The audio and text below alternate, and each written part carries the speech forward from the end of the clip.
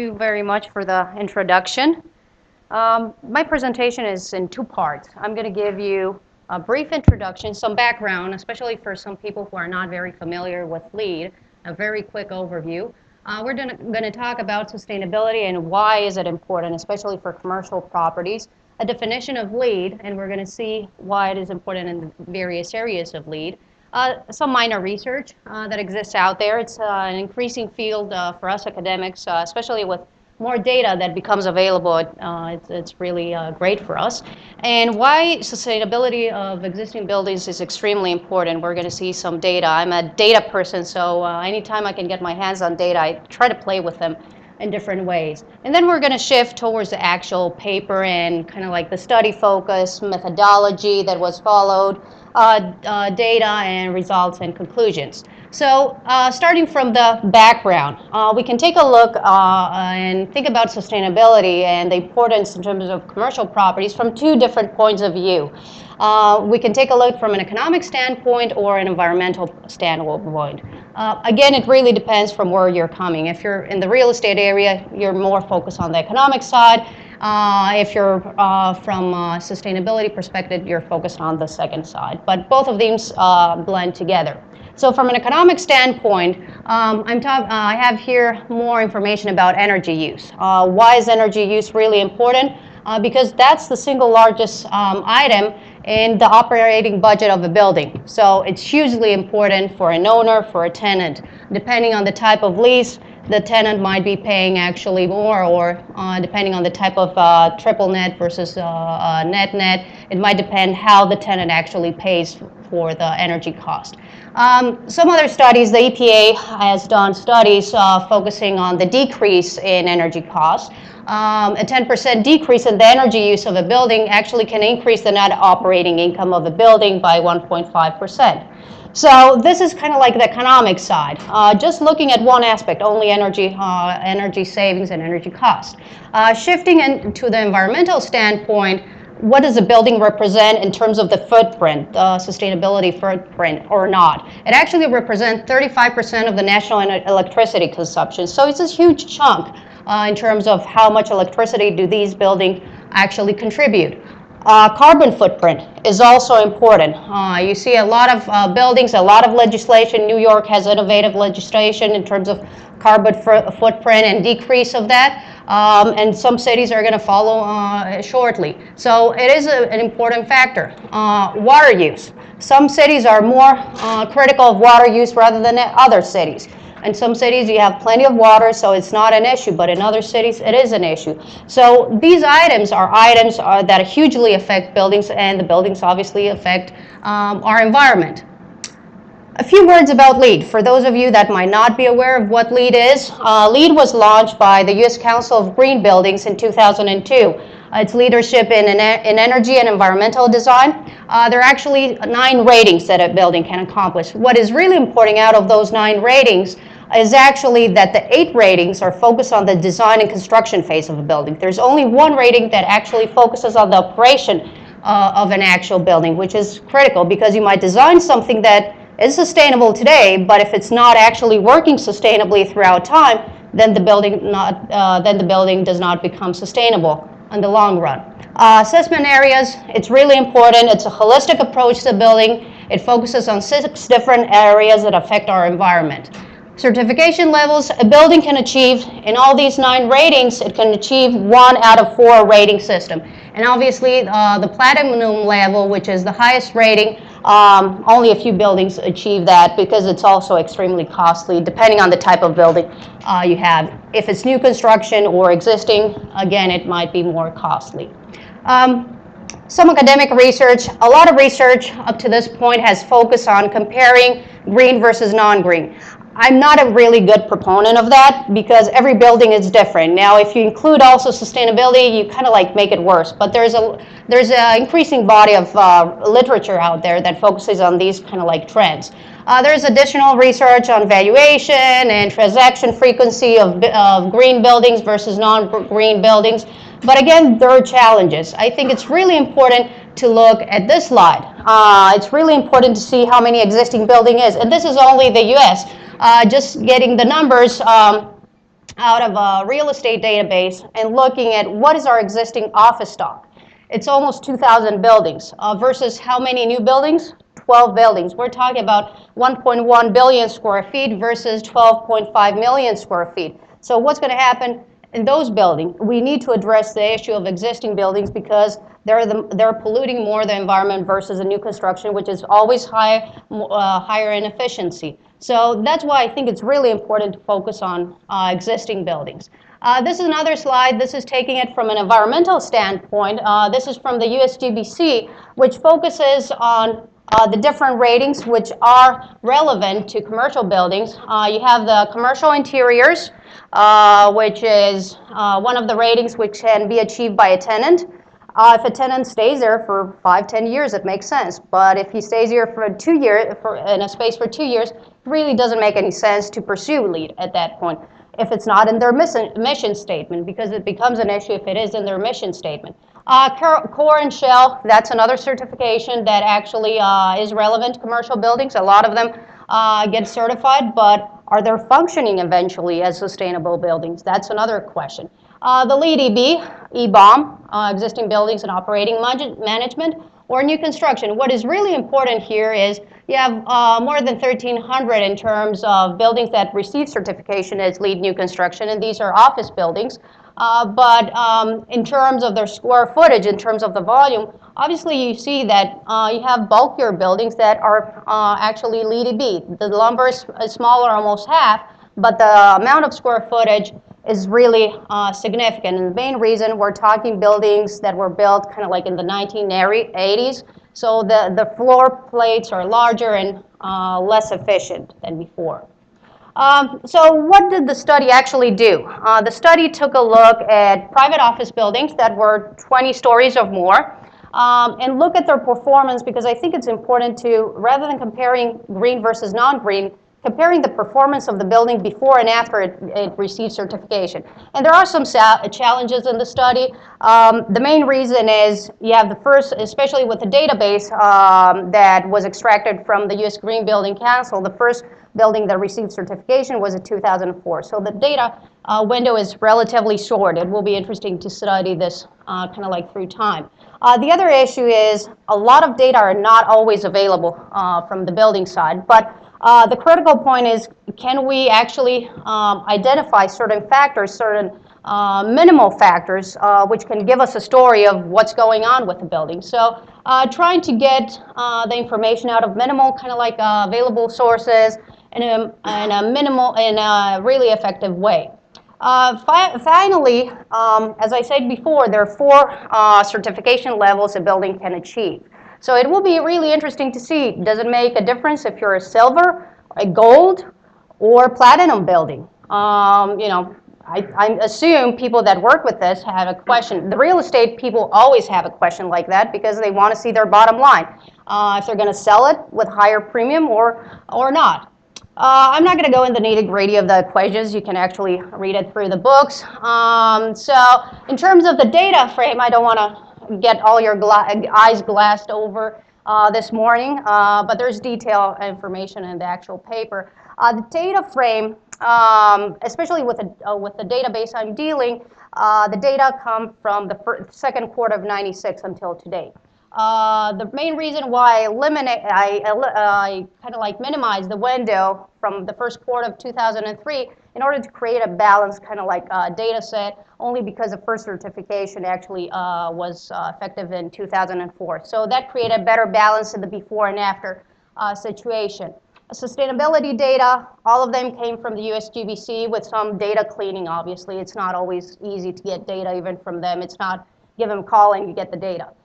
Real estate data, for those of you that are aware, there's amazing data base in the US called CalStar Group, and they have also versions for Europe, England, and France, which provides a lot of information about the buildings. And you're fine as long as you don't identify them in terms of the building address. So you can extract all that information. And obviously the recession, because I wanted to see if there is an effect. You have a lot of certifications in 2007 and 2008, so it will be interesting to see the effect of the recession. Kind of like the breakdown of the data. We have 210 Class A, it's 92% Class A building.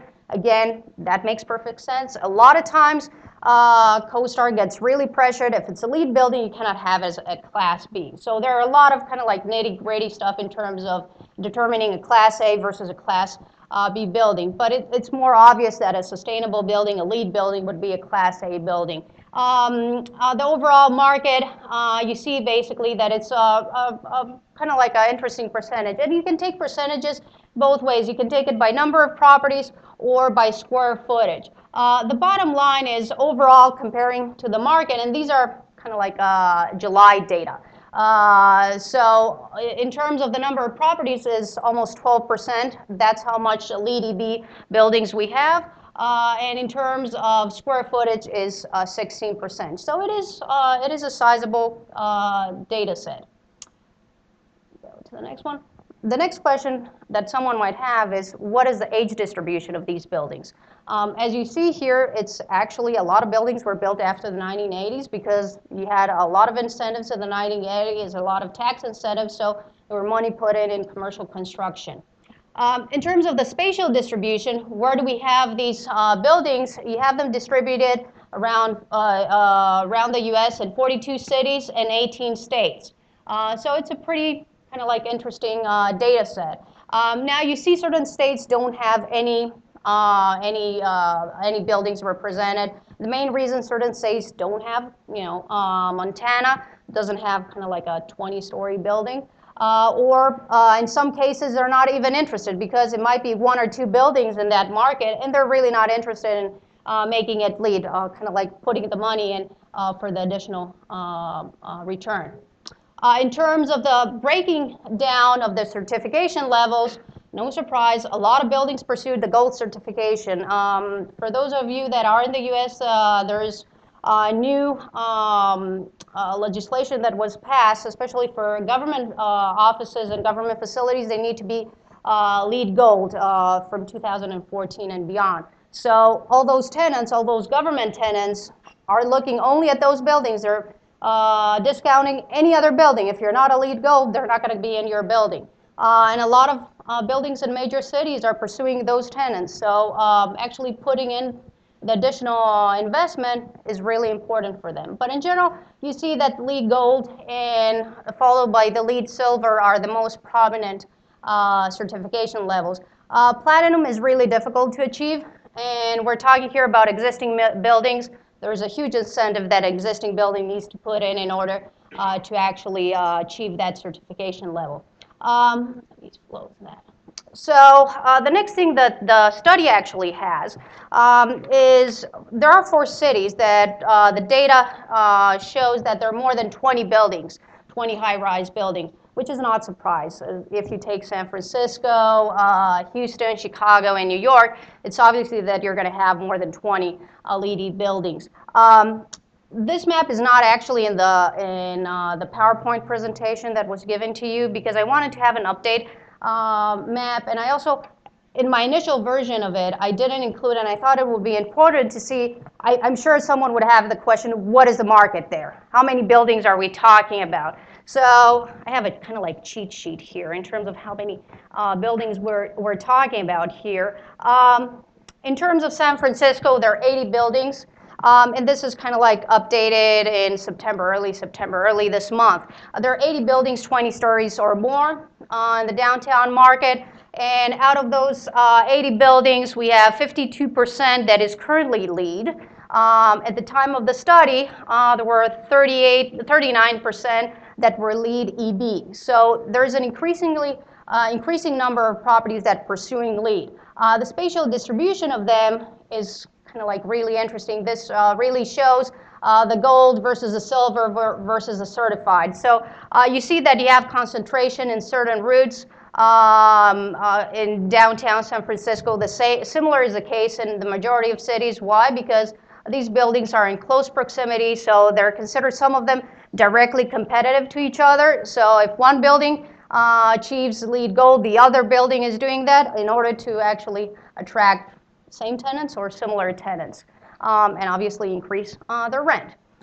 Next is Houston. Again, the same kind of like situation. This shows you the overall market. In yellow, there is a concentration, obviously, kind of like in the downtown area, and here, and the rotary, one of the major rotary roads. And let me go to Chicago.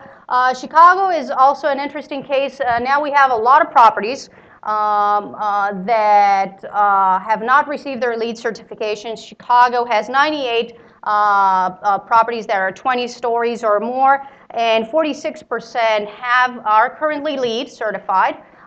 So a significant portion of the downtown area is LEED certified. But unfortunately, there's still, as you can see here, room to grow. A lot of buildings have actually not pursued LEED, and I personally know in terms of what's going on in Chicago for two different reasons. One reason, financial crisis. A lot of them were actually going to pursue LEED, but after the financial crisis, the scarcity of funds did not allow them to do. And some of the buildings are taking steps in terms of LEED, but they're just not pursuing it because of the additional cost factor. This shows you, this is basically in the booklet that shows you where do we have the LEED. Again, there are certain roads that attract certain types of properties. Here, Class A properties that are really significant and achieve actually the highest rent. Really interesting, San Francisco. I was New York. I was really kind of like struck about New York. I really wanted to plot the buildings that are 20 stories or more. There are 533 buildings in New York, and out of them, LEED represents only 8%. So I found that really striking, especially because of the push that Mayor Bloomberg has in terms of energy efficiency, sustainability. When I was looking at this, it's really interesting. But again, we're talking about very old buildings, a lot of cost in terms of retrofitting them for LEED. So going back to kind of like some of the equations and what do we actually see in terms of the results. And there's detail again in the paper, but I just wanted to highlight a few points to show you the differentiation. The analysis was done actually for 3 out of the 4 certification levels, and the main reason why I didn't run the platinum, I know that people would want to know what's going on with the platinum. I only had 6 properties, so you cannot run a really statistical analysis with 6 properties. You needed a larger data sample in order to do that. Vacancy, where do we have increases or decreases of vacancy? It's really important, but it's even more important if you track what's happening also with rent. So it seems that you have differentiation between the various certification levels. Class is significant, for example. I'm just going to post some of the results here. Class A is important, but only for gold buildings. The other buildings, it didn't really matter. If it was a silver, a gold, or a certified. In terms of buildings certified more recently, it made a difference in terms of vacancy. It actually decreased their vacancy. In terms of vacancy increases, during the recession, we had gold. Why? Because tenants tended to move laterally. So instead of being in a gold building, during the recession, they actually moved to a non-gold building or to another building because they can achieve a better rent. Obviously, these buildings, all of them have a higher rent premium than other buildings, and this has been shown in literature before. But you see that actually the recession hit more gold buildings than other buildings. And this is kind of like, this was something expected, that vacancy of LEED buildings follows really the market conditions. So what happens with rents? Again, similar situation, rents increase for Class A silver. I was surprised about the result. I would assume that gold buildings have better rent returns than silver or certified, but it seems that considering all the other factors, silver buildings outperform the others. And I think one of the main reasons for that is because of lateral movement. So you have certain rents actually being maintained because tenants from gold buildings actually move to silver buildings. New buildings, if they receive the certification level, then the rents increase. During the recession, that was kind of like interesting that rent increased for gold properties. Yes, it increased, but they also lost some tenants. So certain tenants, because the more you see out there, more and more tenants actually include in their statements that they're a sustainable company. Well, they cannot say that they're sustainable and be in a non-sustainable building. So certain tenants really want to remain there, and they're actually need to pay more. In terms of decreases, again, you have some actually decreases when you have large floor plates or recently certified. So again, you have differences between the various certification levels. So in conclusions, a building class and number of stories had a very limited effect. And you really want to pinpoint, kind of like cherry pick which certification you're focused in and what are your property characteristics. You cannot say, I'm Class A, I'm going to achieve lower vacancy and higher rent levels. It's not true based on the data. The other element, in terms of recession, didn't have consistent effect. You would assume that recession would impact everything, but the data show that there's no real consistency throughout.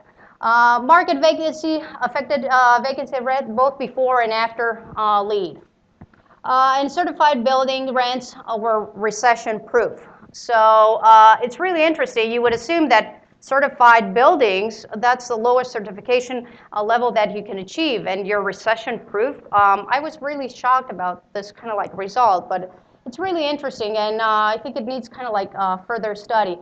In terms of more kind of like specific conclusions, then you can break it down by the various certification levels. You know, if your building is certified, you can see basically what actually is achieved throughout the markets throughout the U.S. Obviously, there are differences between various buildings and various areas, but these are kind of like the trends based on the specific certification. So you can see your building and kind of like benchmark your building in terms of vacancy based on the various categories. I did the same kind of like thing also for rents, which gives you a better idea of where actually the market is going. And as I said before, it's kind of like the timing of the recession was really interesting because that was kind of like the time when a lot of buildings received their certification. So it will be really interesting to see if these results kind of like hold through time as we kind of like get out of the recession. So with that being said, thank you very much for the time, and I look forward to any questions you might have.